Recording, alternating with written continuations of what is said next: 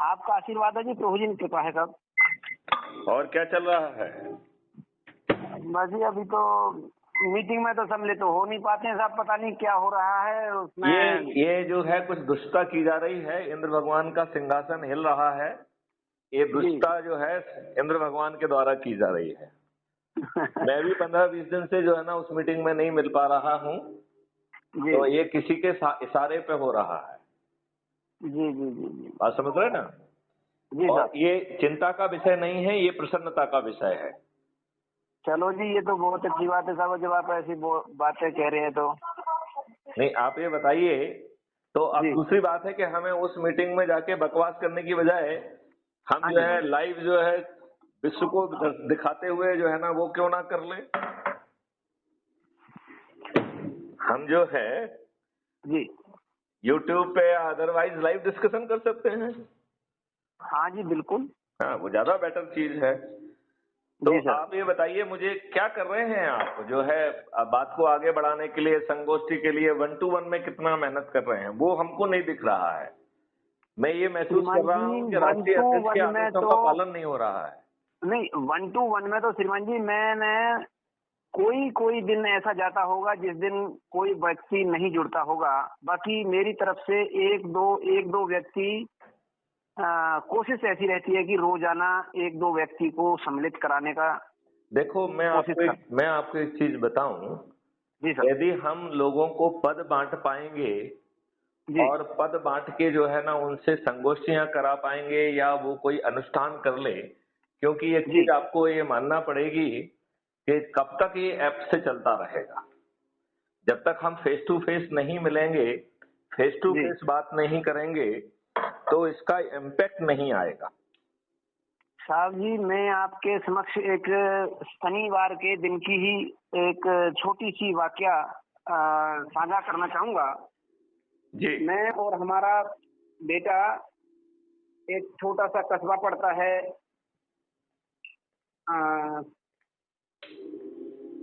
पलवल के पास में, जिसका नाम है बामनी खेड़ा। ओके। और वहां पर शनिवार के दिन मैं 2 बंदों को सम्मिलित करके आया हूं अपराध मुक्त भारत मिशन में। ओके। तो वहां पर मैं जब उन बंधुओं को समझा रहा था तो एक और तीसरा बंधु आ गया। ओके। तो वो बोलता, नहीं भाई क्या बात कर रहे हो? हमने कि भाई हम तो ऐसी बात कर रहे हैं कि एक व्रत है अपराध मुक्त भारत मिशन का। हाँ। जिसमें हमें 21 लक्ष्यों से सुशोभित भारत मिलेगा, रामराज्य की स्थापना होगी और सभी भारतवासियों की सभी समस्याओं का हल मिलेगा। कोई भी अपराधी जनप्रतिनिधि नहीं बन पाएगा, बिना पार्टी के प्रजातंत्र होगा, बिना खर्च के चुनाव व्यवस्था होगी, सारी की सारी पीड़ाएं सब समाप्त हो जाएंगी, अपराध मुक्त भारत होगा, भ्रष्टाचार मुक्त भारत होगा, टैक्स मुक्त भारत होगा।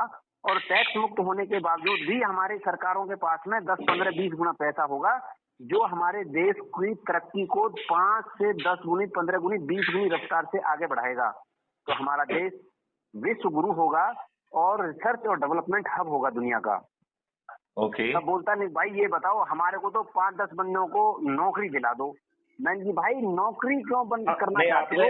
आपने कहिए ना कि नौकरी क्या, हम जो है ना हर भारतीय को नौकरी दिलाएंगे, हर व्यक्ति को जो है ना सम्मान दिलाएंगे। मैंने साहब हर उनसे व्यक्ति यही को कहा था कि भाई आप एक बात बताइए, जब अपराध मुक्त भारत मिशन आपको 21 लक्ष्यों से सुशोभित भारत देने की बात कर रहा है, जिसमें टैक्स फ्री भी होगा, बेरोजगारी मुक्त भी होगा, गरीबी मुक्त भी होगा, यहाँ तो भिखारी भी गरीब नहीं रहेगा।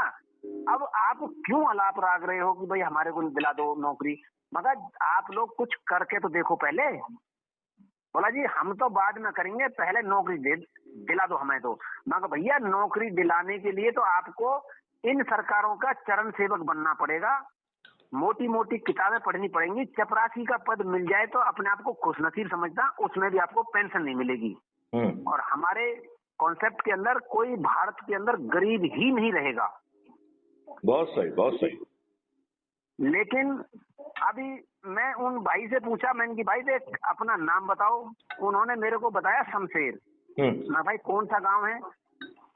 बोला मेरा नाम शमशेर खान है।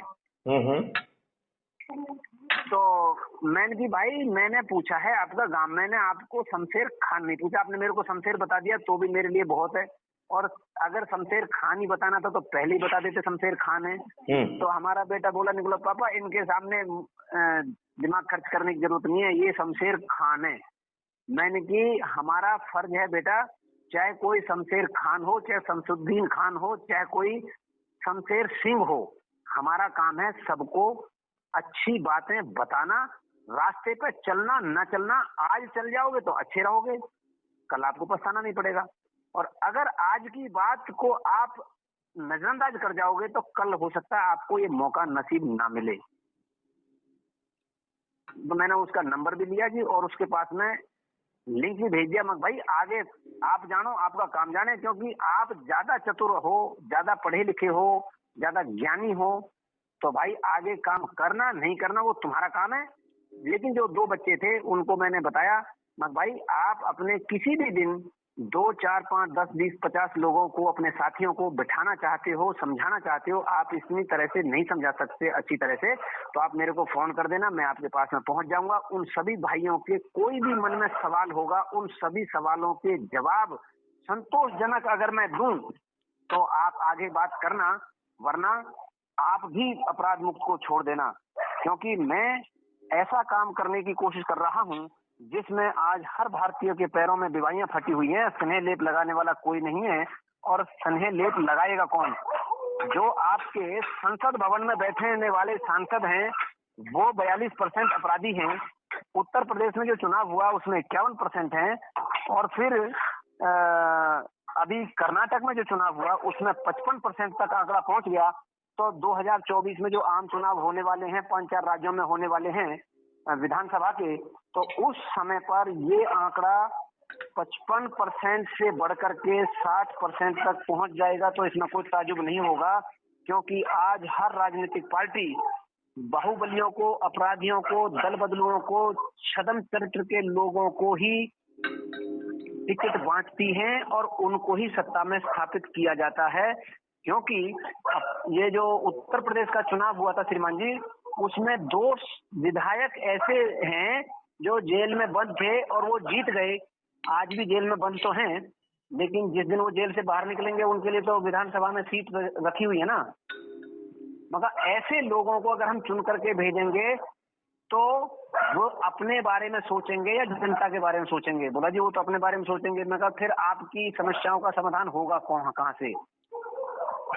बोला जी ये तो बीजेपी तो बहुत अच्छे काम कर रही है। मगर कर कहाँ रही है? ग्राउंड पे तो दिखाओ। घोड़े किताबों में दौड़ रहे हैं उनके, लेकिन ग्राउंड पे कोई घोड़ा दौड़ता नजर नहीं आ रहा है। बोला जी इतने रोड बन रहे हैं, फलाना बन रहा है, धिकड़ बन रहा है। मगर एक बात बताइए, जब आप किसी से कर्जा ले लेकर, आपको ये बताना चाहिए कि ये रोड तो बनेंगे ही बनेंगे, क्योंकि जब तक भारी भारी प्रोजेक्ट नहीं बनेंगे तब तक नेताओं को कमीशन कहाँ से मिलेगा?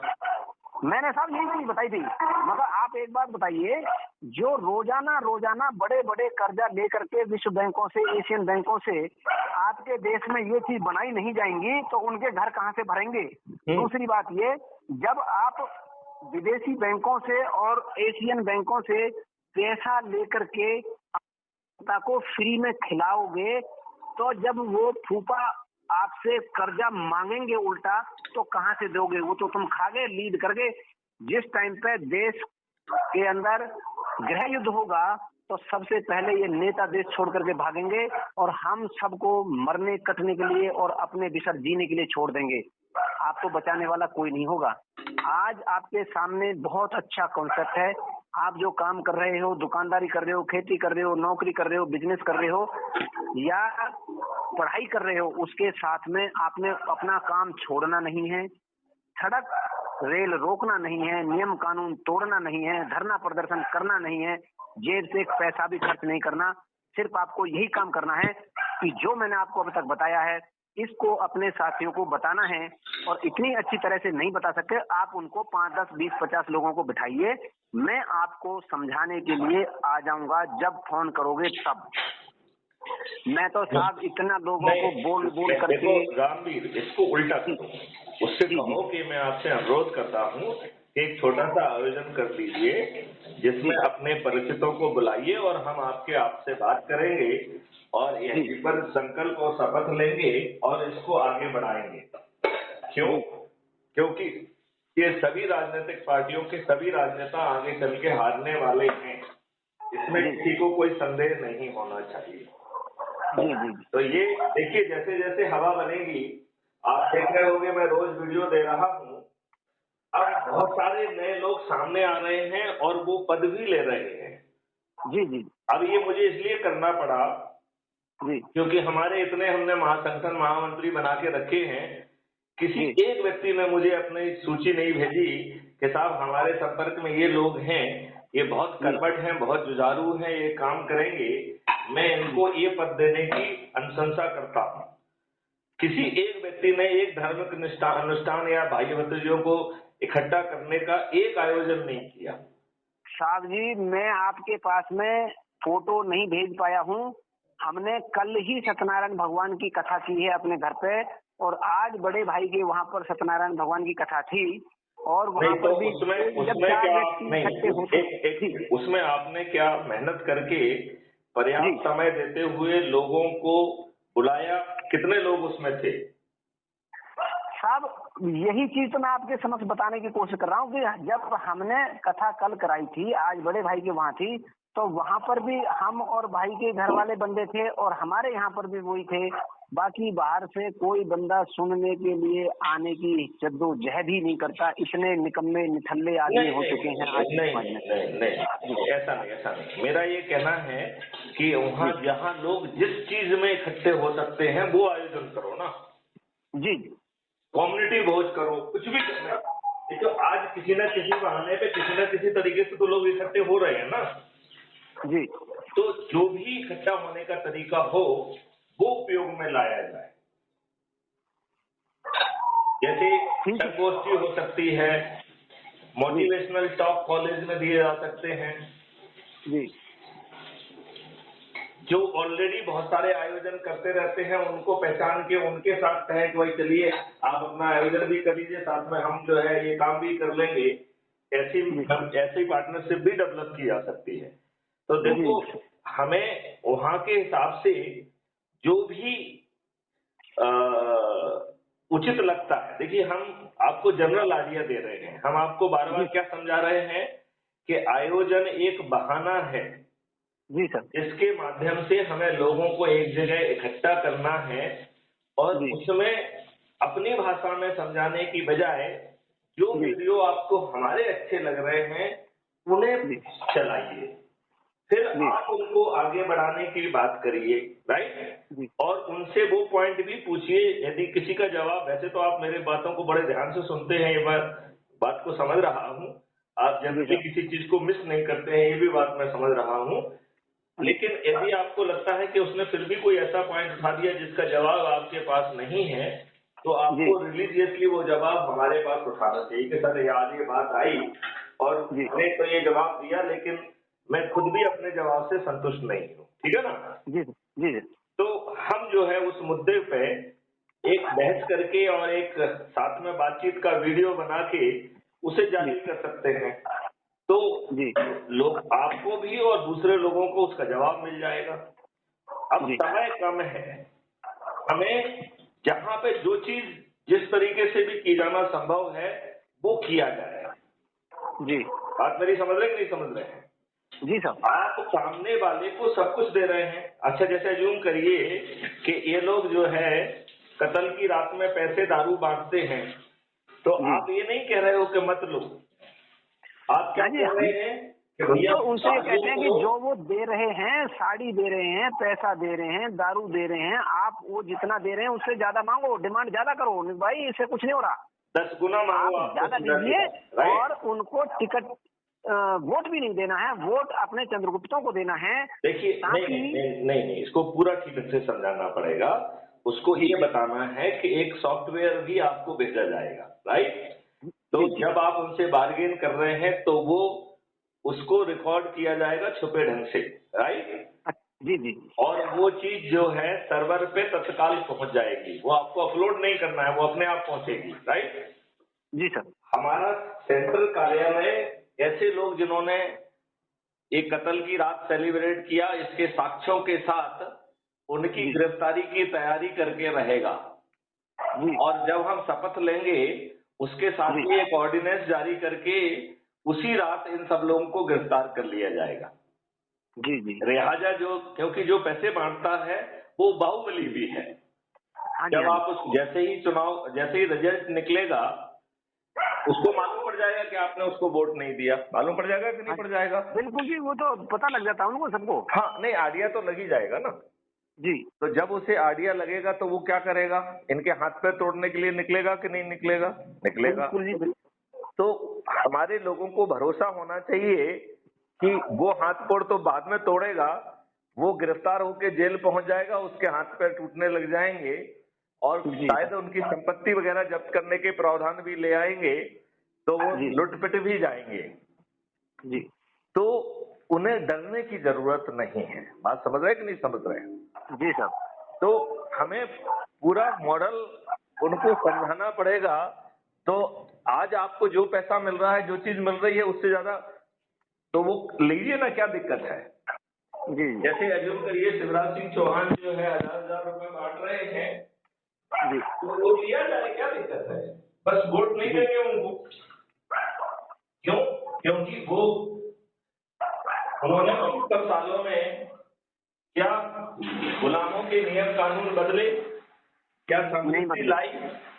क्या उन्होंने ऐसी व्यवस्था स्थापित की जो घटिया कानून के तहत जो जिम्मेवारियां हैं उनका भी पालन नहीं हो रहा है? जी। आप मुझे बताइए, क्या उसका पालन हो रहा है? नहीं हो रहा है। मतलब यदि ओलंपियाड की जो बिटियां बैठी हुई हैं जिन्होंने ओलंपिक में मेडल लाए हैं और देश को गोल्ड मेडल लाके सम्मान बढ़ाया है, उन बिटियों की रिपोर्ट पर जो पुलिस की विधिक जिम्मेवारी थी, कानून के तहत जिम्मेवारी थी, उसका भी पालन नहीं किया गया। जी जी। आपको नहीं लगता है कि ऐसे पुलिस वालों को आर्टिकल 311(2) के तहत डिसमिस कर देंगे तो उनकी औकात नहीं होंगी अगली बार ऐसा करने की? जी सर। राइट। जी जी। तो मैथिली शरण गुप्त यही कह रहे हैं कि आने वाला परिवर्तित भारत आपको हर दृष्टि से अच्छा होगा।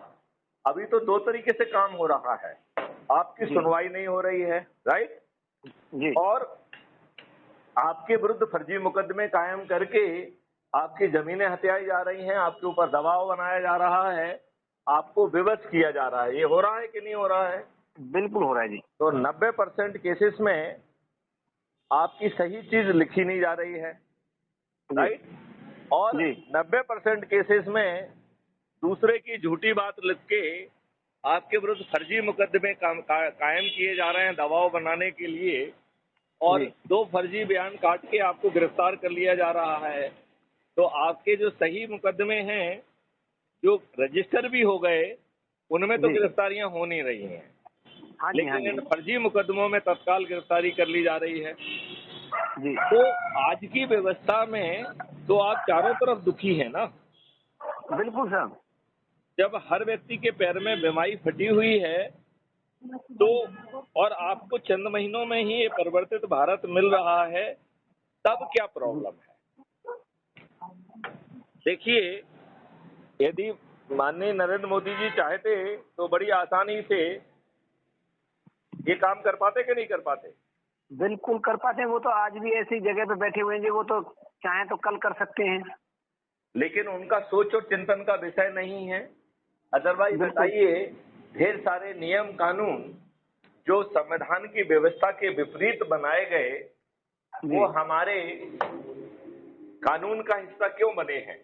वक्फ बोर्ड एक्ट जो कि संविधान की मूल भावना कि nobody will be discriminated on the basis of the caste, creed और रिलीजन, तो सभी लोग समान क्यों नहीं होना चाहिए? जब आपके जो है आर्टिकल 44 में यूनिफॉर्म सिविल कोड के लिए कहा गया था तो ये संविधान का दिशा निर्देश था। जी सर। तो उस दिशा निर्देश को तो पालन नहीं किया आपने और उसके विपरीत आपने नियम कानून बना दिए, तो आप कितने घटिया आदमी कहलाए? आप मुझे बताइए, घटिया आदमी कहलाए कि नहीं कहलाए? घटियापने में तो पराकाष्ठा को प्राप्त कर रखी है जी नेताओं ने। हाँ हाँ, घटियापने में तो इन्होंने पराकाष्ठा को प्राप्त कर रखा है कि 75 साल देश को सत्ता स्थानांतरण हुए हो गए, और ये लोग बाग देशवासियों को ये समझाते थकते नहीं है कि हम 75 साल आजाद हुए हो गए।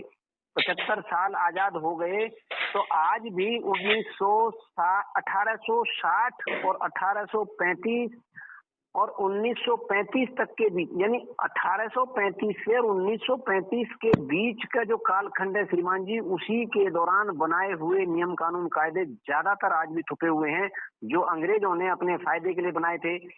अगर वही कानून कायदे आज चल रहे हैं, इसका मतलब तो सीधा सीधा है जी, अनजाना व्यक्ति भी ये समझ सकता है कि जब अंग्रेजों के नियम कानून आज चल रहे हैं तो हम आजाद हैं ही नहीं। बिल्कुल सही बात है, और वही प्रशासनिक व्यवस्था भी चल रही है। जी बिल्कुल, जो 1860 में इंडियन पीनल कोड बना उसी के तहत आज भी सजाएं हो रही हैं, उसी के हिसाब से न्यायालय काम कर रहे हैं। 1861 के हिसाब से जो पुलिस एक्ट बना है उसी के हिसाब से अंग्रेजों की फौज, अंग्रेजों के अधिकारी होते थे, भारतीयों के खिलाफ भारतीयों को ही हथियार के रूप में इस्तेमाल किया उन लोगों ने। आज भी वही काले चरित्र, काली सोच, सफेद पोशाक नेता उसी पुलिस को उसी ढंग से आज भी देशवासियों के विरुद्ध इस्तेमाल कर रहे हैं। आप बिल्कुल ठीक कह रहे हो। तो हम तो ये समझ ही नहीं रहे जी कि देश में जो पहले जमाने में कम से कम कोई ना कोई ऐसा चंद्रशेखर, सुभाष चंद्र बोस जी, सरदार भगत सिंह जी जैसे माँ भारती के सच्चे सपूत खड़े हो जाते थे, अड़ जाते थे, और उन पुलिस वालों को भी अपने आंखों में शर्म लानी पड़ती थी कि हमारे देशवासी हैं, हमारे बच्चे हैं, ये आजादी के लिए देशवासियों की पीड़ाओं को हरण करने के लिए ऐसा कार्य कर रहे हैं। तो उनकी आंखों में थोड़ी बहुत शर्म आ जाती थी। लेकिन आज की जो पुलिस व्यवस्था है, इसमें नाम मात्र के कोई इक्का दुक्का आपके जैसे अधिकारी और कर्मचारी होंगे जो किसी की पीड़ा को समझने की कोशिश करते होंगे, वरना आज तक हमारा, श्रीमान जी मैं आपको पिछले साल का अपने ही खुद के साथ का घटा हुआ वाकया समझाने की कोशिश करूंगा। हम अपने घर बनाने के लिए जो पत्थर पिसा हुआ चूना आता है, जिसको क्रेशर बोलते हैं, कहीं कहीं डस्ट भी बोलते हैं, वो लेने के लिए गए थे, और हमारा ट्रैक्टर रोड से नीचे कच्ची जगह में खड़ा हुआ, और दूसरा ट्रैक्टर से हमारी ट्रॉली में वो डस्ट को भर रहे थे। तो एक बंदा दारू पिया हुआ विदाउट हेलमेट और ओवर स्पीडिंग मोटरसाइकिल में आकर के हमारे ट्रैक्टर के फ्रंट साइड में अपने आप को टकरा देता है, कच्ची जगह में रोड से नीचे। उस बंदे को उठा करके हमारे बड़े भाई और एक बंदा वहां से दुकानदार उसको उठा करके हॉस्पिटल ले जाते हैं प्राथमिक उपचार के लिए। वहां जाकर के उनके परिजन आ जाते हैं, और उनके परिवार में से कोई रिलेटिव था जो वकील था, उन्होंने, डॉक्टर ने रिपोर्ट बना दी कि बंदे ने ड्रिंक करके ड्राइव करते हुए टकरा गया है। उन्होंने रात ही रात में पूरा का पूरा मुकदमा बदली करा करके और सीधा मुकदमा ऐसा लिख दिया कि पलवल की तरफ से सोहना की तरफ नीले रंग का ट्रैक्टर जा रहा था, ओवर स्पीडिंग रॉन्ग साइड, और सीधी टक्कर हमारे बच्चे में मार दी रोड के ऊपर। मैंने जब ये उनकी एफआईआर लिखी देखी, तो मैंने जो वहां पर चौकी इंचार्ज थे, शायद संजय सिंह नाम है मेरे ख्याल से, कुछ ऐसा नाम था उनका, एएसआई साहब। मान जी, आपने तो मौका वारदात देखा था। इत्तेफाक से उसी दिन उससे 50 गज दूर एक पेट्रोल पंप के ऊपर 30-35 हजार की लूट हो गई थी। वो जा तो वहां रहे थे, लेकिन हमारे बच्चे ने उसको, पुलिस को हाथ दे दिया। शांत, मतलब दिन छुप गया था, थोड़ा थोड़ा अंधेरा हो गया था। उन्होंने समझा कि शायद एम्बुलेंस आ गई है। तो बच्चे को पता नहीं था कि वो नीली और लाल बत्ती को देख करके समझा कि एम्बुलेंस आ गई है। उन्होंने हाथ दे दिया, बोला जी ऐसे ऐसे एक्सीडेंट हो गया। बोला आप इसको वहां ले जाइए, हम ऐसे ऐसे यहाँ पर एक लूटपाट हो गई, हम इधर जा रहे हैं। तो उस बंदे को तो बड़े भाई और वो दुकानदार बंधु लेके चले गए, हॉस्पिटल में एडमिट करा दिया। अब उस जगह का जब मुआयना किया तो मैंने उस एएसआई साहब से दरखास्त की, रिक्वेस्ट की, मैं श्रीमान जी आप तो मौके वारदात देख चुके हैं, फिर ये जो इस तरह की रिपोर्ट जो तैयार की गई है, इसमें तो हमारे बच्चे की तो जमानत भी नहीं होगी। क्योंकि उस टाइम तो जज महोदय के ऊपर निर्भर करेगा कि भाई ओवर स्पीडिंग चल रहा है, रॉन्ग साइड चल रहा है और बंदों को ठोकता हुआ जा रहा है, इसका मतलब इसका लाइसेंस रद्द करो, इसको जेल में बंद करो। मगर आप बताइए, हमारे लिए तो हमारे पास इतने बच्चे कहाँ हैं जो हम किसी को जो है जेल में चढ़ा दें। आप ये देखो कि कच्चे में खड़ा हुआ ट्रैक्टर बंद हालत में है, उसमें अगर कोई पूरा बेवड़ा टक्कर मार रहा है, इसका मतलब आप वो तो बीच में टक्कर मार रहा है जी। और जो बीच में टक्कर मार रहा है उसको आप कंपनसेशन दिलाने की कोशिश कर रहे हो हमारे माध्यम से। भाई हम अगर इतने बड़े लैंडलॉर्ड होते तो हम रोड के ऊपर नहीं खड़े होते, हम उसको उठा करके हॉस्पिटल में नहीं ले जाते, हम तो अपने ट्रैक्टर को लेकर के भाग जाते, किसी को पता भी नहीं चलता कि इंसानियत के तौर पे उसको उठा करके हॉस्पिटलाइज करा दिया, उसका इलाज करा दिया। अब हमारे ही गले में उल्टा फांसी का फंदा लगाने की कोशिश कर रहे हैं, ये बात बिल्कुल सही नहीं है। जब मैंने इतने उससे कहा था उनसे, तब जाकर के उनको थोड़ा सा नरमाइश आई और उन्होंने बोला कि भाई हमने जो वो एफआईआर लिखी थी उसको फाड़ दिया है, अभी तक कोई सम्मन तो आया नहीं है वहां पर भतीजे के लिए, भाई लेके जाना है, कब जाना है, कोर्ट में पेश होना है। अब देखो जी कब आएगा कब जाएगा वो तो पता चलेगा, वक्त बताएगा जी। हाँ। ऐसे ऐसे तो मैं यही कह रहा हूँ कि ये हर रोज जो वकील साहब थे ना साहब, मैंने उनसे भी कहा था, वकील साहब से भी मैंने की जी आपने अगर 4 अक्षर ज्यादा पढ़ लिए हम लोगों से जो आम आदमी हैं कानून के, तो आप ये चाहेंगे कि ना चाहते हुए भी किसी निर्दोष आदमी को आपकी वजह से देखिए, मैं आपको एक बड़ी छोटी सी बात कह रहा हूँ। यदि पुलिस वाले में अकल होती तो वो इन्होंने जो एफआईआर दी उसी को लिखता वो और जांच करके बताता कि इस व्यक्ति ने झूठी रिपोर्ट की है और 182 211 में उसे बंद कर देता। कानून में ये प्रावधान है जी। तो आप खूब झूठी रिपोर्ट करिए, हम आपके ही बंदे को बंद करेंगे उल्टा जी। मैथिली शरण गुप्त ने अपनी पूरी सेवा काल के दौरान जाने कितने लोगों को 211 182 में बंद किया है। 211 182 जी। हाँ, ये जो है झूठी रिपोर्ट करने के लिए शासकीय जो है अधिकार का दुरुपयोग करने की धारा है। जी। तो इसमें जो है खारिजी चाक की जाती है कि झूठी रिपोर्ट की गई है और फिर उसमें 211 182 लगा के ये असंज्ञेय अपराध है तो इसका इस्तगासा पेश होता है। कायदे से इसे संज्ञेय बनाया जाना चाहिए और क्राइम फ्री भारत का तो ये चिंतन है कि यदि कोई झूठी रिपोर्ट करेगा तो जिस अपराध की झूठी रिपोर्ट की जाएगी उसी की सजा उसे मिलेगी। तो यदि आपने हत्या की झूठी रिपोर्ट की है तो आप हत्या की सजा के भागीदार हैं जी। आप बात समझ रहे हैं ना? जी सर। हमारा तो चिंतन ये है कि झूठी रिपोर्ट करना एक बहुत बड़ी बीमारी आ गई है जिसमें लोग बाग जो है अपने नौकरों को अपने उसको यूज करके दबाव बनाने के लिए झूठी रिपोर्टें कायम कर रहे हैं और अब ये समस्या बढ़ के 90% बढ़ गई है जी। तो 90% लोगों की एफआईआर नहीं लिखी जा रही है और जो एफआईआर लिखी जा रही हैं उनमें से 90% एफआईआर झूठी हैं, फर्जी हैं, बढ़ा चढ़ा के दी गई हैं लोगों को दबाने के लिए, लोगों के ऊपर उनको कहना चाहिए अत्याचार करने के लिए। और वो जो है दूसरे तरीके के अपराध उनके प्रति किए जा रहे हैं, जैसे आपकी जमीन पे कब्जा कर लिया और आप बोल भी नहीं पा रहे हैं क्योंकि आपके ऊपर उल्टे मुकदमा कायम कर रहा है। तो ऐसे बहुत दुष्टापूर्ण काम हो रहे हैं। चारों तरफ जो है हाहाकार मची हुई है, हर किसी के पैर में बीमारी फटी हुई है। तो ये बात हम पहुंचा सकते हैं, राइट? और मैं ये चाहूंगा कि आप लोग जो है इस तरफ आइए, मध्य प्रदेश की तरफ सोचिए किस जिले में आपको ज्यादा आपके रिलेटिव्स वगैरह हैं और वहां पर जो है लोगों को जोड़ने में और मेहनत करिए। तो वहाँ जो लोग हैं जो जिनको जिम्मेवारी मिल रही है उनको भी दम मिलेगा और उनको कोऑर्डिनेट करके उनको हम प्रेरित कर सकते हैं कि वो अधिक से अधिक जो है संगोष्ठियां करें।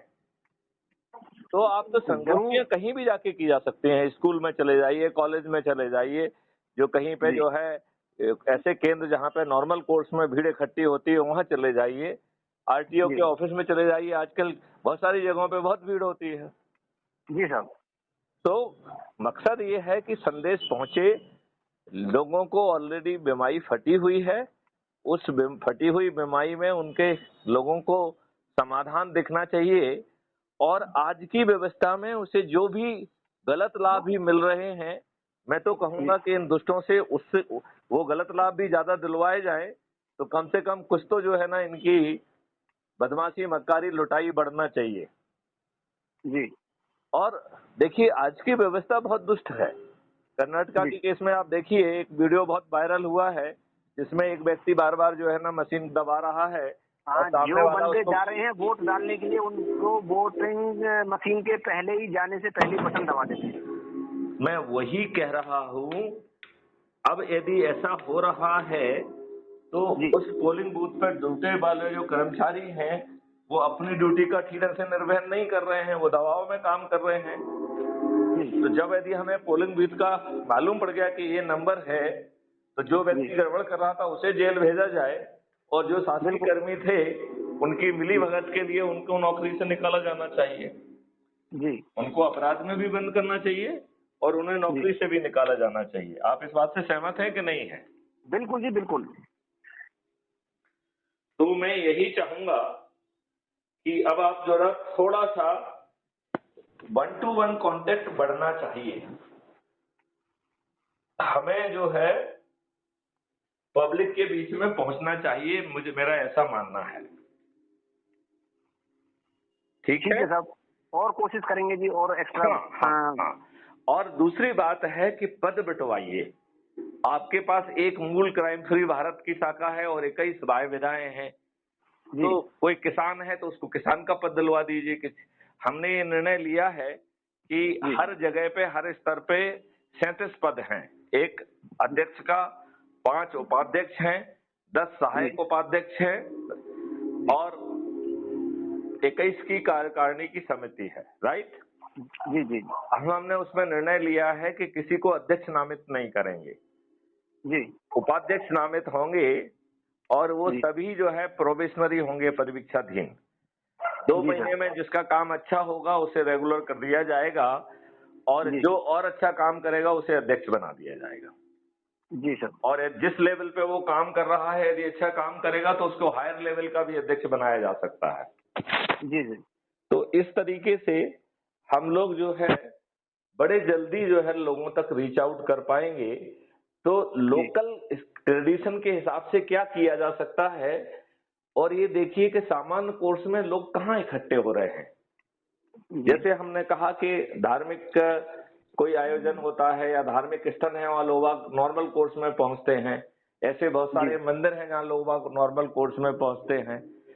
कोई क्रिकेट का मैदान होता है, कोई कुछ ये चल रहा है, कोई मनोरंजन का हो रहा है, तो वहां भी आते जाते हम लोगों को ब्रीफ कर सकते हैं, लोगों को जोड़ सकते हैं। वहां पर एक कैनोपी लगा के वहां पे हम अपना लिटरेचर, पोस्टर, मटेरियल, कैप, ये सब चीजें बेच सकते हैं। जी। आप ये बात समझ रहे हैं? बिल्कुल जी। तो मैं बस यही चाहूंगा कि इसमें और मेहनत की जाए और फिजिकल कांटेक्ट अब बढ़ना चाहिए और पदों को बांटना है। ठीक है सर। तो जो भी आपको अच्छा लग रहा है उसकी अनुशंसा भेजिए ना। ठीक है जी। मतलब यदि आप हरियाणा में हैं तो हरियाणा वालों को भेज दीजिए। यदि आपको जो है ना मध्य प्रदेश के किसी व्यक्ति के बारे में आप उससे कनेक्टेड हैं, कांटेक्ट में हैं और आपको लगता है कि उसको कुछ जिम्मेवारी दी जा सकती है तो उससे बातचीत करिए। उसको वो जिम्मेवारी दिलाने के लिए उसका जो हमने बताया है कि डॉक्यूमेंटेशन, पहले तो सहमति, अपना आधार कार्ड, अपना वोटर आईडी कार्ड, और क्राइम फ्री भारत मिशन से जुड़ गया है तो क्राइम फ्री भारत मिशन का आइडेंटिटी कार्ड और अपना पिन कोड, इतनी जानकारी लेके भेजेंगे तो उसकी एनर्जी का आकलन करके उसको वो पद दे दिया जाएगा। और फिर ये अपेक्षा की जा रही है कि जिनको पद बांटा गया है उस जिले के प्रभारी अपने अपने लोगों से बातचीत करें और 24 घंटे में क्या किया गया है उसकी जानकारी लें और दें। खुद क्या किया है वो भी बताएं और दूसरों ने क्या किया है वो भी सुना जाए और उसको रिकॉर्ड पे किया जाए।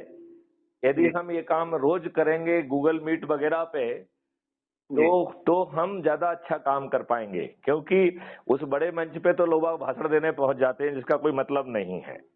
जी देखो, लोग बाग निर्लज्जता से कोई आयोजन नहीं कर रहे हैं, लेकिन उन्हें शर्म ही नहीं आती है भाषण देने में। जी तो हमें वो लज्जा आना चाहिए, हमारा कंडक्ट जो है ना दूसरों से हटके होना चाहिए। और 21 लक्षों के साथ देश बदलने वाला है, इसके लिए जी जितनी मेहनत की जाए वो कम है। अरे बिल्कुल जी। लोगों ने तो जो है ना अपने बच्चों की अपनी जान कुर्बानी दे खपा दी दी जी, हैं? अपनी जान खपा दी देश की मैं समस्याओं वही को कह समाप्त रहा करने हूँ के कि लिए। उन्होंने अपनी जान खपा दी अपने जो है ना, और उनको इस बात का कोई आइडिया भी नहीं था कि जो है ना कोई आजादी मिलेगी। तो बिना जी किसी स्वार्थ के उन्होंने अपने आप को जो है ना वो कर दिया। आज आपको तो कुछ करना ही नहीं है, बिल्कुल आपको कुछ नहीं करना है, सिर्फ लोगों को जोड़ना है, उन तक बात पहुंचाना है, और भारत जो है ना जमीन पे उतर जाएगा। जी जी इन मोटी खाल के लोगों की क्या जरूरत है, जब हम खुद नियम कानून बदल पाएंगे तो। बिल्कुल सर। हम उसमें टेक्नोलॉजी और प्रक्रिया लाके इस देश में वो बदलाव भी कर पाएंगे जो इन्होंने जी दुष्टता नेचर के साथ की है, वो भी रिवर्स हो जाएगी। पेड़ों अभी की एक छोटा संख्या। सा सवाल पूछना चाहता हूँ। जी अगर अपने किसी अपराध मुक्त भारत मिशन के जो सदस्य हैं, अगर उनके साथ ही कोई ऐसी अप्रिय घटना हो जाती है, झूठे मुकदमे वगैरह हो जाएं, तो उनके लिए कोई फौरी कोई राहत के लिए कोई अपना वो है सिस्टम? बिल्कुल मॉडल है। हम तो बार बार कह रहे हैं कि सब जगह पे कार्यालय खोल दिए जाएं और जी लोगों से जो है ना जानकारी ली जाए, और जी लोगों की जिनके मुकदमे कायम नहीं हो रहे हैं उन्हें 39 के तहत जो है राहत दिलाई जाए, और जो जी फर्जी मुकदमा कायम हो रहे हैं उसके विरुद्ध भी राहत दिलाई जाए। और वो कानूनी पेचीदगियां कैसे करेंगे वो भी हमने समझाया है। और हमने तो यहाँ तक समझाया है कि यदि सरकारें अपना कर्तव्य का निर्वहन नहीं करेंगी तो आर्टिकल 356 के तहत वो भी गिरा दी जाएंगी। जी जी जी तो आप छोटी मोटी पर्सनल राहत तो छोड़िए, यदि वो अपना काम नहीं करेंगी तो उनका जो है सब कुछ चला जाएगा। जी जी ठीक है ना, ये बात आपको जी सर। समझ में आ गई? तो इसके लिए पब्लिक के लिए जगह जगह पे कार्यालय खोल दिए जाए ना, जी उनको जो है अपने उसमें हम उसमें कार्रवाई कर पाएंगे, है कि नहीं? जी सर। तो चलिए जो है लंबी अच्छी बात हो गई है, और ठीक है सर। हम लोग इसी तरीके से बात करते रहेंगे जिससे हम जी लोगों की बात जन जन तक पहुंचे, है कि नहीं? जी sir. Right, thank you. Hello, जय हिंद, बोलिए। जय हिंद। लालजी भाई बोल रहे हैं? जी बिल्कुल, हाँ जी। अच्छा, ओके। तो मुझे बताया गया कि आप बहुत अच्छा काम कर रहे हैं, तो जी अपने शब्दों में आप थोड़ा सा अपना परिचय देंगे क्या? जी, मेरा तो बहुत छोटा सा परिचय है। किसान परिवार से हूँ, बिजनेसमैन हूँ, पॉलिटिशियन हूँ, फौजी नहीं हूँ, लेकिन फौजी वाला जज्बा रखता हूँ। बस इतना परिचय है मेरा। ओके। देखिए लालजी भाई, मैं आपसे ये कहना चाहता हूँ, सभी जी राजनीतिक पार्टियों ने अपने देशवासियों के साथ धोखा दिया है, और जी सत्ता का हस्तांतरण अंग्रेजों से उस समय लिया है जब वो बेहद ही डरे हुए थे। और ये अत्यंत ही कष्ट की बात है कि उन्हें उन्हीं की शर्तों पर अपन ने इस देश को बांट भी दिया और सत्ता का हस्तांतरण स्वीकार कर लिया, और उसी दुष्ट अंग्रेज को गवर्नर जनरल ऑफ इंडिया बना दिया। आप मुझे बताइए, जवाहरलाल नेहरू को क्या लॉर्ड माउंटबेटन को गवर्नर जनरल ऑफ इंडिया बनाना चाहिए था क्या? नहीं, आपका क्या सोचना है, बनाना चाहिए था क्या? नहीं, मैं अलग सोच रखता हूँ। नहीं, मैं उस आपकी सोच अलग क्या है वही तो मैं सुनना चाहता हूँ। नहीं, मेरे ख्याल से पूरे भारत के सभी लोग हैं ना, जो आपने बोला वहीं पर है, इससे आगे नहीं है। मैं इससे बहुत आगे हूँ, क्योंकि हमारा जब से पढ़ाई होता है तभी से हमें इतिहास ही सुनाया जाता है। हम भविष्य के लिए कभी देखते नहीं हम क्या कर सकते हैं, ये क्यों नहीं किया। तो मतलब अरे सुनिए, मैं इस जगह पर शायद आप होते, जवाहरलाल नेहरू की जगह पर, ठीक है, और ये घटना बन चुकी है, तो क्या आप अब सुधार कर सकते हो? अब कर सकते हो क्या? इसको दोहरा कर क्या फायदा है? ये नहीं भाजपा नहीं वाले नहीं बोलते नहीं हैं नहीं नहीं, नहीं, यही एक चीज एक में मिनट सुनो, मैं यही बताता आपको हूँ। इस बात एक का, मिनट मेरी हाँ बात सुन लीजिए पहले। हाँ ये हाँ भाजपा वाले आजकल कहते हैं, ये वैसे मैं जाति से पटेल हूँ, ठीक है, हाँ हाँ और ये भाजपा वाले कहते हैं पटेल को बनाया होता तो देश ऐसा होता। अरे आप बता दो ना, हम कैसे देश बनाना चाहते हैं, वो बनाइए। हाँ हाँ। वो भूतकाल हो गया है, उसको कोई चेंज नहीं करता है। भविष्य को आप सुधार सकते हो, जो गुजरी हुई बातों को सिर्फ दोहरा सकते हो। आप बोलिए। आप बिल्कुल ठीक कह रहे हैं। जी हम जी गुजरी हुई बातों को सिर्फ इसलिए बोल रहे हैं जी कि जी आपको जो बताया गया है उसमें बहुत सारी झूठी चीजें हैं। जी वो हालातों को इन्होंने पुस्तकों में छिपा लिया है। जैसे जी क्लॉड आचिन लेक जो है, he was the commander in chief of British Indian arm forces. उस समय का वो चीफ कमांडर था, अंग्रेज था, राइट। जी उसने जो है लगभग 1 दर्जन पत्र लिखे हैं कि इस समय बहुत ही बगावती तेवर हैं, चारों तरफ बगावतें चल रही हैं। उसने लिखा कि 24 नेवल बेसिस में से 22 नेवल बेसिस में विद्रोह हो चुका है। कई जगहों की पुलिस जो है वो अंग्रेजों के आदेश मानने से इनकार कर रही है। कई जगह पर जो है पोस्टल सर्विस के अधिकारियों ने भी बात मानने से इनकार कर दिया है। रेलवे के अधिकारियों ने स्ट्राइक पे जाने का नोटिस दे दिया है। चारों तरफ से गवर्नर जो है यूरोपियन फोर्स की मांग कर रहे हैं। मेरे पास कोई यूरोपियन फोर्स नहीं है। और अपने गवर्नर से कहिए कि वो जो है हमारे आर्मी ऑफिसर से सीधे बात ना करें। क्यों? क्योंकि हम जानते हैं कि हमें आर्मी कमांडर से कैसे काम चलाना है। और क्लॉड आचिन लेक जो कि कमांडर इन चीफ था इंडियन आर्म फोर्सेस का, उसकी सलाह पर ही आजाद हिंद फौज का ट्रायल ड्रॉप किया गया, क्योंकि क्लॉड आचिन लेक ने ये बात लिखी कि ये पूरे बगावती तेवर का कारण केवल एक ही है, जो लाल किले में आजाद हिंद फौज का ट्रायल चल रहा है। और क्लॉड आचिन लेक के इस दबाव में आजाद हिंद फौज का ट्रायल ड्रॉप कर दिया गया, ट्रायल स्थगित कर दिया गया, राइट। फिर जो है क्लॉड आचिन लेक ने एक एग्जिट प्लान बनाया कि इतनी विषम परिस्थिति चल रही है कि कभी भी इस देश से भागने की स्थिति निर्मित हो जाएगी। तो जब भागने की स्थिति निर्मित होगी तो हम कैसे जो है चंद मुट्ठी भर अंग्रेजों को लेके भागेंगे। इस प्लान को उसने नाम दिया एग्जिट प्लान। और ये एग्जिट प्लान वहां के जब उस समय के जो वाइसरॉय थे, जो कि सब मुखिया हुआ करते थे, उनके द्वारा, जो कि लॉर्ड बॉबिल थे, उन्होंने उसे अनुमोदित किया। इससे एक बात समझ में आती है कि अंग्रेज कितने डरे हुए थे। मैं आपको एक चीज और भी बताना चाहता हूँ। अंग्रेजों की घोषित जो है ना समय सारणी के हिसाब से वो 1948 में सत्ता का हस्तांतरण करके जाने वाले थे, लेकिन इन्हीं तेवरों के कारण वो 10 महीने पहले 15 अगस्त को भी यहाँ से भाग खड़े हुए। तो जब अंग्रेज इतने डरे हुए थे और कांग्रेस सुप्त प्राय थी, जिसमें गांधी जी के ढेर सारे स्टेटमेंट हैं कि अब मैं थक चुका हूं, मैं बूढ़ा हो चुका हूं, मैं गिरफ्तार होना नहीं चाहता हूं। उस समय देश में इतने बगावती तेवर थे। हमारे इन राजनेताओं ने दुष्टता के साथ देश के साथ जो है ना समझौता और अंधविश्वास करते हुए उनकी शर्तों पर न केवल सत्ता का हस्तांतरण स्वीकार किया, बल्कि अपने देशवासियों के ऊपर अंग्रेजों के वही सब नियम कानून थोप दिए जो उन्होंने 1857 के बाद भारतीयों गुलामों को उत्पीड़ित करने के लिए, अपमानित करने के लिए, शोषित करने के लिए और उन्हें क्रश करने के लिए बनाए थे, जिससे वो अंग्रेजी साम्राज्य के विरुद्ध खड़े ना हो पाए। जो उन्होंने अपनी प्रशासनिक व्यवस्था बनाई थी, जिससे चंद मुट्ठी भर अंग्रेज भारतीयों के विरुद्ध उपयोग करते हुए अपना सत्ता स्वार्थ को पूरी करते रहे, वही जो है प्रशासनिक और जुडिशियल व्यवस्था भी आज भी हमारे ऊपर थुपी हुई है। इन राजनेताओं ने अपने लिए घटिया कानून बनाए।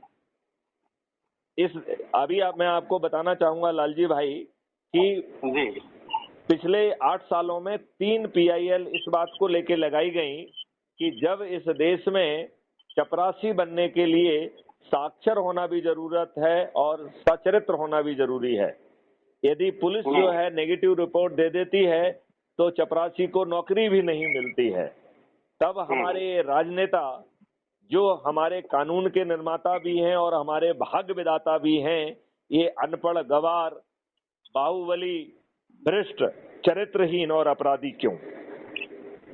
इस बात तीनों केसेस में माननीय सुप्रीम कोर्ट ने PIL कर्ता से सहमति जाहिर की, तीनों केसेस में।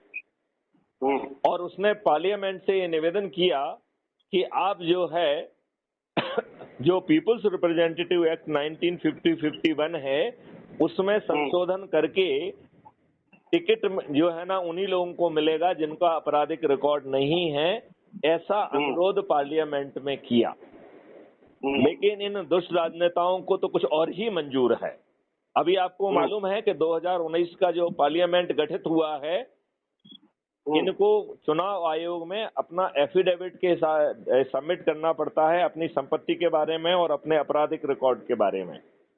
तो जो इन्होंने अपने आपराधिक रिकॉर्ड का एफिडेविट सबमिट किया है, उस एफिडेविट के अनुसार 42% मेंबर ऑफ पार्लियामेंट आपराधिक रिकॉर्ड के हैं, जिसमें से 29% जघन्य अपराध के अपराधी हैं। हत्या, डकैती, लूट, किडनैपिंग, बलात्कार, जैसे ब्रिजभूषण जैसे आदमी। अब ये ब्रिजभूषण जैसे घटिया आदमी को टिकट क्यों मिलना चाहिए था? जब सुप्रीम कोर्ट ने अनुरोध किया था तो मैं तो मानता हूं कि उसको कानून में कन्वर्ट कर देना चाहिए था। पहले तो अपने विवेक से ही करना चाहिए था। यदि अपना विवेक काम नहीं कर रहा था तो कम से कम सुप्रीम कोर्ट की ही बात मान लेते। और चलो बात मानना तो छोड़िए, इन्होंने उल्टा अपराधियों को ही टिकट देना जो है ना ज्यादा श्रेयकर समझा। आप ये देखिए, जो 2022 में उत्तर प्रदेश के चुनाव हुए, ये 42% से बढ़कर 51% पे अपराधी पहुंच गए। उत्तर प्रदेश के 403 विधायकों में से 205 आपराधिक चरित्र के हैं, विच मेक्स इट 51%। तो 42% बढ़ के 51% हो गया। अब इस साल जो कर्नाटका के चुनाव हुए, जिनका रिजल्ट जो है 10 मई को घोषित हुआ, 10 मई को जो चुनाव हुआ था, उसमें 51% MLA आपराधिक रिकॉर्ड के हैं। तो 42%, फिर 51%, फिर 55%, और उस 55% के जो लोग हैं उसमें भी जो है ना 97% करोड़पति हैं। तो ये दुष्ट राजनेता धनबलियों को और अपराधियों को ही प्रेफर कर रहे हैं। जिस तरीके से ये काम चल रहा है, अभी उत्तर प्रदेश, राजस्थान और यहाँ पे जो चुनाव होंगे, ये 55% से बढ़ के 65% हो जाएगा। और 2024 में पार्लियामेंट में ये 70-75% पे पहुंचेगा। तो ये दुष्ट राजनेता क्या चाहते हैं? क्या चाहते हैं? जब इस देश में चपरासी नहीं बन सकता है तो ये दुष्ट राजनेता अपराधियों को हमारे ऊपर क्यों थोप रहे हैं? इन्होंने गुलामों के नियम कानून हम पे ऊपर क्यों थोप के रखे हैं?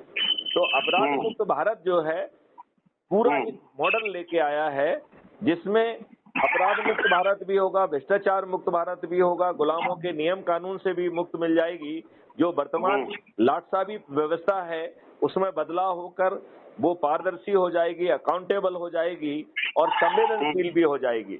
यदि व्यवस्था में बैठे अधिकारी निर्णय विलंब से लेते हैं या गलत लेते हैं तो उन्हें अपनी जेब से क्षतिपूर्ति देना होगी, जो कि लाखों में होगी, जो उनकी औकात के बाहर की होगी। तो हम जो है पूरी व्यवस्था को बदल पाएंगे, एजुकेशन को बदल पाएंगे। ऐसा 21 मॉडल हैं जिनके तहत देश बदलने वाला है। और हमारा ये मानना है कि यदि आज की ये राक्षसी व्यवस्था है, तो आप अपन बचपन में पढ़ते आए हैं कि राक्षस होता था, उसका एक तोता होता था, उस राक्षस की जान तोते में होती थी। तो आज की राक्षसी व्यवस्था की जान जिस तोते में है उसका नाम राजनेता है। जब तक हम इन राजनेताओं को पराजित नहीं करेंगे तब तक हम इस राक्षसी व्यवस्था को नहीं बदल सकते हैं। तो अपराध मुक्त भारत एक ऐसा मॉडल लेके आया है कि ये सभी जो है राजनीतिक पार्टियों के राजनेता जो 3-3, 4-4, 5-5, 6-6 बार के विधायक, सांसद, मंत्री और मुख्यमंत्री हैं, ये मतदान के पहले अपने हार स्वीकार करने के लिए बेबस होंगे। तो लालजी भाई, आपका नंबर मुझे भेजा गया था और मेरे साथियों ने अनुरोध किया था कि लालजी भाई से अनुरोध किया जाए कि आप जो पार्टी का काम कर रहे हैं उसे करते रहिए, क्योंकि ये मिशन है, ये पार्टी नहीं है, राइट। साथ में यदि आप अपराध मुक्त भारत मिशन से जुड़ जाएंगे तो हमें हमारे काम में और जनता के बीच में पहुंचने में और जो है ना गति मिल जाएगी। तो लालजी भाई, मैं आपसे पूछना चाहता हूं, क्या मैं आपको अपने साथ मानूं? मैं तो जो अच्छा विचार लेकर निकलते हैं उनके साथ ही हूँ। तो मैं आपको एक लिंक भेज रहा हूँ, ये अपराध मुक्त Bharat crime free Bharat mission का ऐप है, उसको डाउनलोड करके आप जुड़ जाइए और हर रात को 9 बजे बैठक होती है, उसमें भी आप सम्मिलित होइए। और मेरे पास इतना समय नहीं है। कोई बात नहीं, जब आपको समय मिले तब बात करिए। और आप उसको छोड़िए, बैठक में हम और आप जो है वीडियो कॉन्फ्रेंस के जरिए लाइव चर्चा करेंगे, तो हम लोगों की बात जो है अपने साथियों, आपके साथियों तक पहुंचेगी, तो हमें जो है जल्दी से जो है ना लोगों तक पहुंचने में सुविधा होगी। आप मुझे ये मेरा नंबर जो है उस पर भी है, व्हाट्सएप पे भी है, तो आप इस नंबर पे या दूसरा नंबर 9425606040 है, उस पर जो है अपने यदि डिटेल भेजेंगे, हेलो भेज देंगे, तो मैं आपको कुछ डॉक्यूमेंट भेजूंगा, जिससे 4-6 डॉक्यूमेंट, जिससे आप देख के आपको अनुमान लगेगा कि भारत को हम परिवर्तित करने की स्थिति में हैं और सभी राजनीतिक पार्टियों के सभी राजनेता उसमें पराजित हो जाएंगे। मैं चाहूंगा कि लालजी भाई का हमारे साथ जो है समर्थन रहे और हम लोग मिलकर इस परिवर्तित भारत को जमीन पर उतारें, जो हमारे दुष्ट राजनेताओं के सोच और चिंतन का विषय ही नहीं है। इसमें आपकी वो बात भी समाहित है कि जो भविष्य में करना है उसका पूरा ब्लूप्रिंट है, मॉडल बना हुआ है, टेक्नोलॉजी डेवलप की हुई है, नियम कानून के ड्राफ्ट बनाए गए हैं, जिन्हें और पब्लिक से डिस्कशन के बाद रिफाइन करते हुए उसे कानून में कन्वर्ट कर दिया जाएगा। अभी 2023 में मध्य प्रदेश बदलेगा, 2024 में भारत देश बदल जाएगा। तो मैं आपको लिंक भेजता हूं, आप जुड़िए। मैं आपको दूसरे नंबर से लिंक भेजूंगा और उसी पर जो है पहले आप यदि मुझे हेलो भेज देंगे 94256060 पे, मैं उस पर रिंग करता हूं आपको, तो आप उस पर जो है ना मुझे डिटेल भेज देंगे, हेलो भेज देंगे, तो मैं आपको और डॉक्यूमेंट भी भेज दूंगा और ऐप की लिंक भी भेज दूंगा, जिससे आप क्राइम फ्री भारत ऐप को डाउनलोड करके और हम उसको जो है जमीन पर उतार पाएंगे। उसकी और बारीकियों के बारे में चर्चा अपन भविष्य में करेंगे। आपकी आवाज कट हो रही है। अच्छा, कोई बात नहीं, हम अगले बार उसमें बात कर लेंगे, ऐसा कोई दिक्कत वाली बात नहीं है, ठीक है ना। 60-40 वाला नंबर है ये, वो आपका नहीं है अभी? वो मेरा ही नंबर है, 60-60-40 वाला जो नंबर है वो मेरा है। ये भी मेरा नंबर है, लेकिन इसका यूज मैं कम करता हूँ। ओके, मैं 9425606040 का ज्यादा उपयोग करता हूँ। एक्चुअली में वो डिश था, इसलिए मैंने इस नंबर से लगा लिया। 1 मिनट। 9425606040। 1 मिनट रुक जाइए, लेता हूँ नंबर।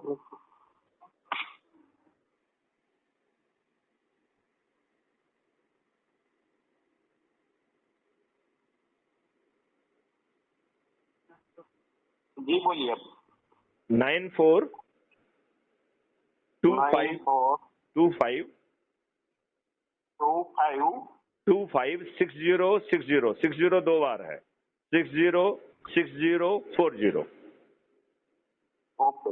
इस नंबर में भी जो है ना 6040 लास्ट में है जी, है ना, तो उसमें वो 606040 है और 60 2 बार है, तो आई रिपीट 9425606040। और कल आपसे और विस्तार में बात करेंगे। यदि आप कंफर्टेबल होंगे तो हम वीडियो पे लाइव चर्चा भी कर पाएंगे। जी कोई बात नहीं, मैं करूंगा आपसे बात। चलिए, जय हिंद, जय भारत, वंदे मातरम।